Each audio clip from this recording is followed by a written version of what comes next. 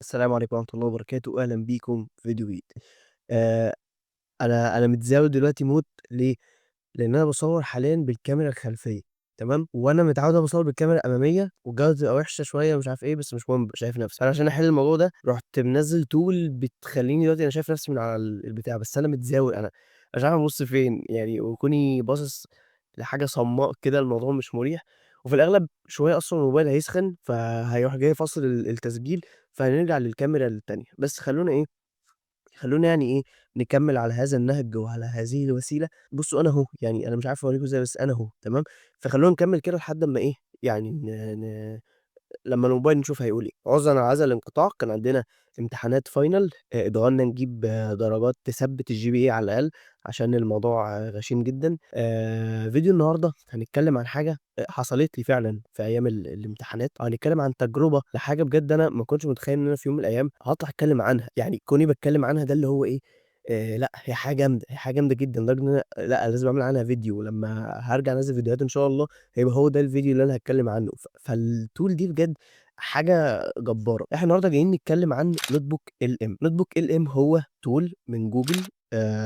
جوجل عاملة Gemini، اللي عاملة Nano Banana، اللي عاملة مش عارف إيه، عاملة tool برضه AI model اسمه notebook LM. البتاع ده بمنتهى البساطة studying tool، studying assistant، حاجة أنت بتاخدها، بتاخد الفايلات بتاعتك ترفع الفايلات دي، الtool دي بترد من الفايلات دي فقط. هي دي نقطة القوة بتاعتها. نقطة القوة إن هو بيرد من خلال المحتوى اللي أنت رفعته له، مش بيرد من برّه، زي لمّا تيجي تسأل أي AI model عن topic ما، هو بيرد عامةً من الknowledge بتاعته اللي هو متدرّب عليها، لكن مش هيرد من خلال مصدر معيّن أنت عايزه أو أنت بتستخدمه. ده بقى الcore concept بتاع البتاع ده، بس كان عادي يعني أو في دماغي بما إن ده الcore concept عادي، طب ما أنا هاقول لchat اعمل لي كده، طب ما أنا هاقول لمش عارف مين يعمل لي كده.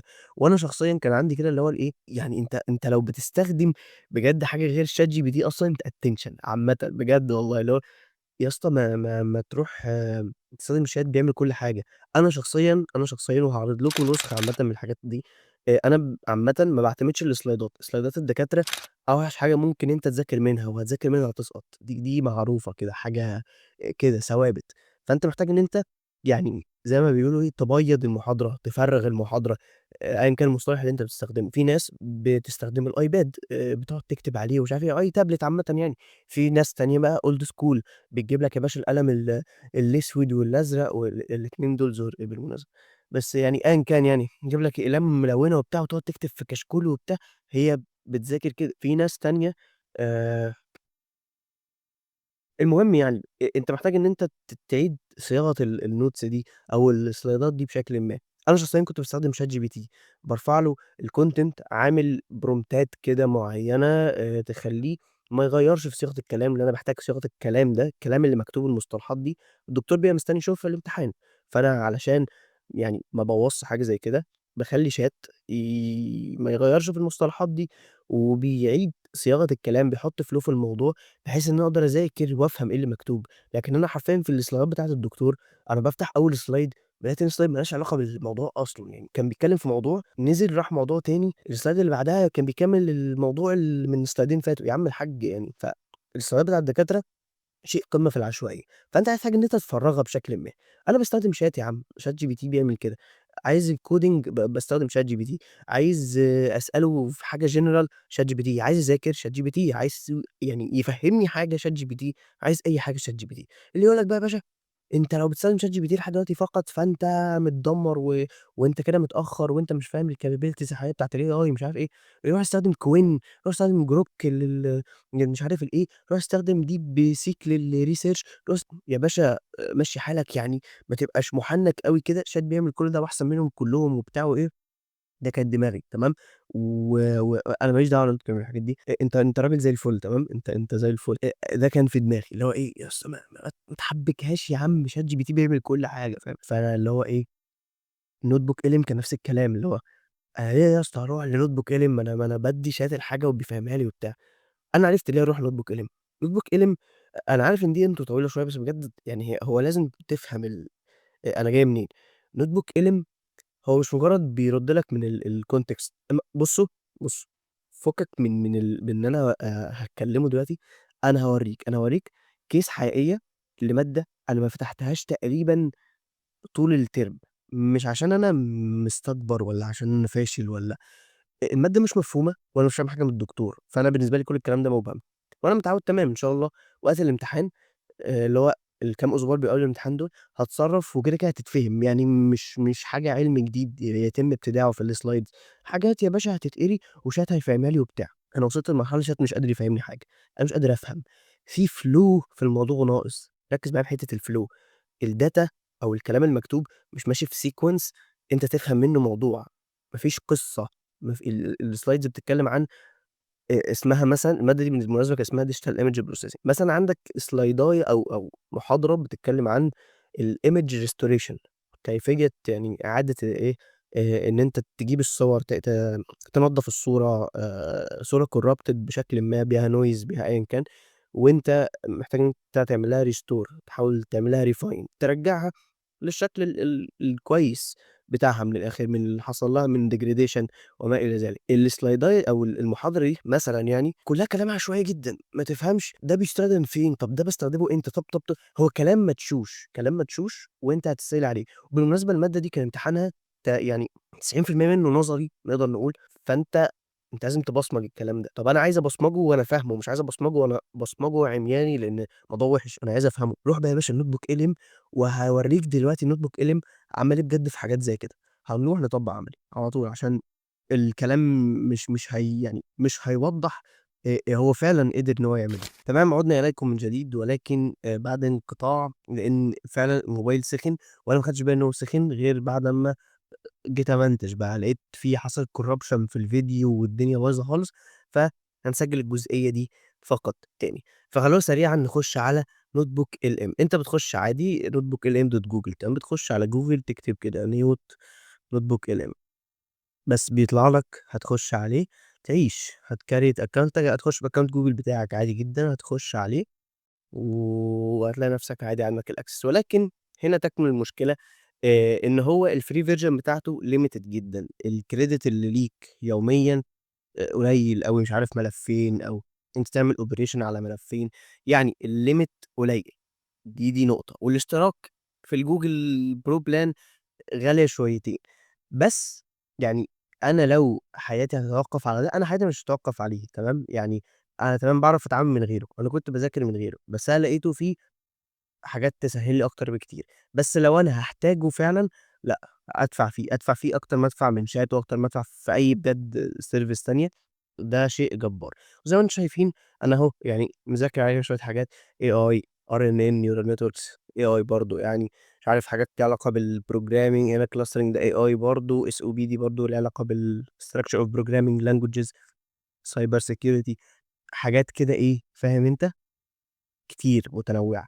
فخلّونا نخش على المادة اللي أنا جِبت لكم سيرتها اللي هي بتاعة digital image processing ودي أكتر واحدة فادتني فيهم كلّهم عامةً تمام، خلّونا نشرح الواجهة بمنتهى البساطة notebook LM بيتكوّن من 3 أقسام، القسم بتاعك اللي أنت بتadd فيه resources أهو، ده أنت قسم بتدوس add resources وبتبدأ إن أنت ترفع له أيًا كان عدد الملفات، طبعًا إحنا بنتكلم هنا على الPro تمام، أنا هاتكلم من منظور الPro أنا ما جربتوش غير وأنا Pro تمام، الPro جِبته إزاي؟ جِبته بaccount الجامعة، فلو أنت لسه عندك الفرصة دي هاتها، لكن لو مش موجودة ما أعرفش بقى، نبقى نشوف بعدين، ولكن حاليًا أنا هاتكلم عنها الPro هل في limit للupload في العادي؟ مش عارف، بس هنتكلم هنا إن أنا إيه uploaded هنا المنهج كله، ده بجد منهج المادة دي كله 12 محاضرة تمام، دي ما كانتش معانا خلّونا نشيلها دلوقتي أهي، أيوه، هاقول لكم دي أنا جبتها إزاي يعني، فإحنا عندنا 12 PDF وبالمناسبة هو ما بياخدش غير PDFs ما بياخدش PPTX اللي هو ما بياخدش ملفات الPowerPoint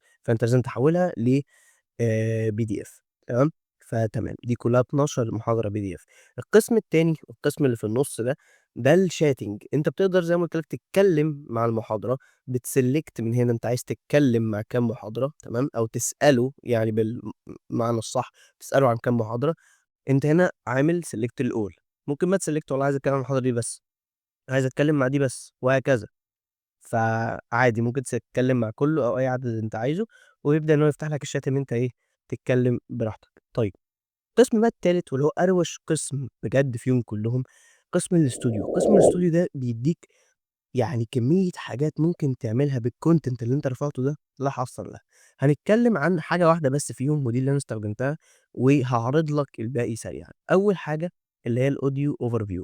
أنت بتgenerate بده بجد والله، أنت بتgenerate podcast بتسمعها 2 بيتكلموا مع بعض في المحاضرة بتاعتك، وتقدر إن أنت تخصصها بكذا طريقة مختلفة تمامًا، يعني عندك الdebate مثلًا إن أنت تخلّيها إيه debatable في جدال، فاهم 2 بيناظروا بعض في المحاضرة، في deep dive إن أنت الاتنين بيتكلموا في تفاصيل مهمة أوي، في حاجات كتير، وممكن إن أنت تcustom prompt أي feature من دول تقدر إن أنت تcustom برومتها، بمعنى إن أنت عايزها تتعمل بطريقةٍ ما معينة بprompt صغير جدًا هتحطه هتشغّل بيه الشغل.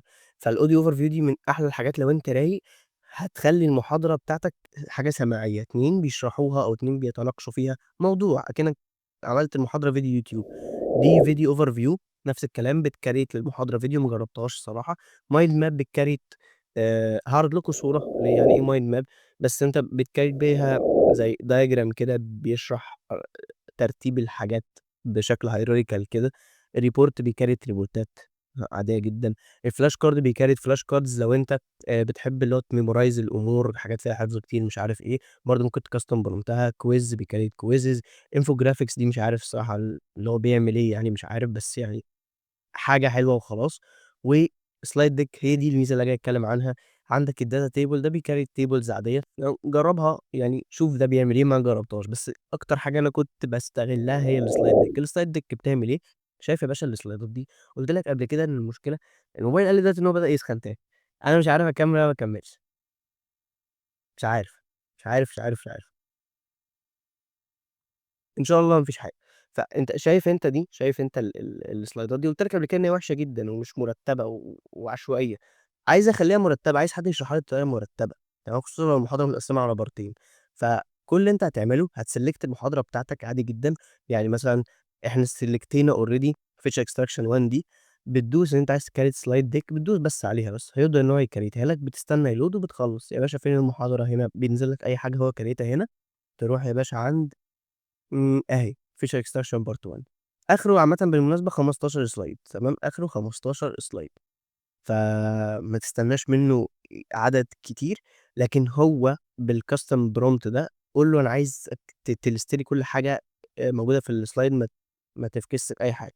يا باشا المحاضرة دي أنا لو اشتريت ما كنتش هافهمها، لو اتشقلبت ما كنتش هافهمها، تربيط المواضيع، طريقة الشرح بالsequence والعرض الجميل ده، عمرها ما كانت في أي tool تانية هتعرف تدّيها لي، بجد حاجة ممتازة، كل ده مش موجود في الslides.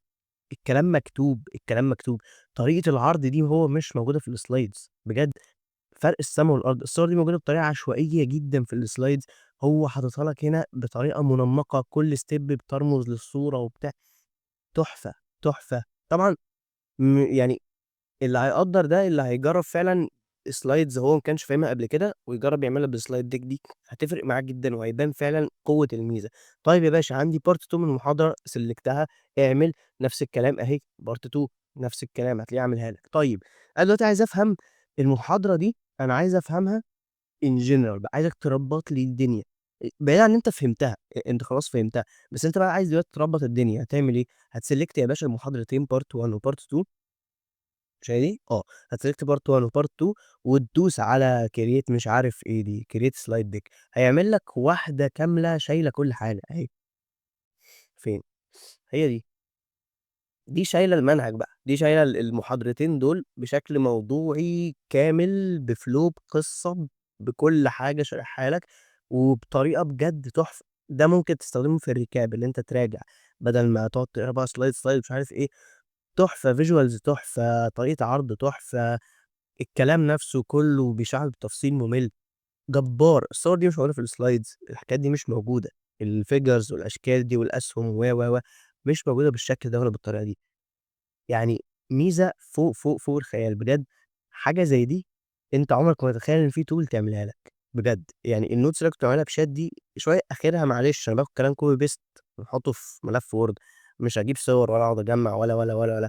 آخرك تعمل الحاجات دي لو أنت بتستخدم iPad بقى بتقعد بقى وليك خُلق وبتاع، يا باشا ده في ما فيش دقيقة عمل لك slides كاملة شارح فيها المحاضرة كلّها ولو الدنيا كلّها اتشقلبت عمرها ما هتعرف تعمل slides بنفس الجودة دي، ما فيش دكتور هيدّيك slides بالجودة دي. ده شيء جبار بجد. الموقع الكبير فيه features كتير جرّبها، طبعًا أبسط حاجة أنت تكلّم ال البتاعة اللي هي الcontent بتاعك تكلّمه حرفيًا، يعني أنا ممكن أقول دلوقتي أنا selected المنهج كلّه دلوقتي ممكن أقول له summarize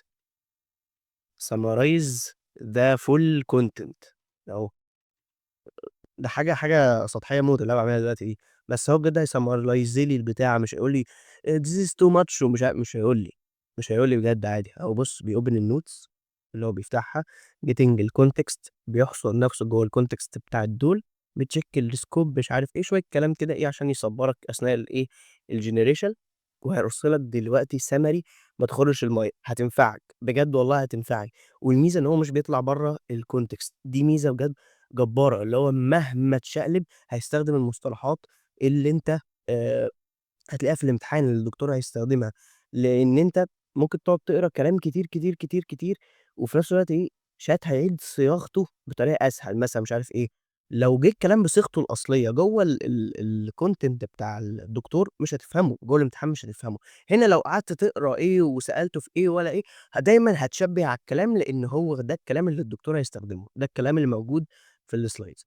طبعًا ده المنهج كلّه هو مسكه قسّمه تحفة التحفة. طيب أنا عايز أستخدم الكلام ده كresource هاعمل إيه؟ هاسيب as a note تمام، عايز أستخدمه كresource أسأل فيه تاني تمام، لإن هو هنا برضه في حتّة الchat الsequential هو مش أذكى حاجة ولا أشطر حاجة، تمام، لمّا دوست save as a note أو عايز أسيّفه عامةً، يسيّف لي هنا يا باشا، أقدر إن أنا بعد كده أconvert له لsource هالاقيه نزل هنا أهو كsource أقدر إن أنا أستخدمه أسأل عليه أهو، أقدر إن أنا أستخدمه وأسأل عليه. تحفة التحفة. طبعًا طريقة شَرْح البتاعة دي زي ما أنا مشيّرها public دلوقتي للناس، أي حد يقدر إن هو يخُش هيلاقي الcontent ده مرفوع، هيلاقي الcontent ده generated يقدر يعمل أي حاجة.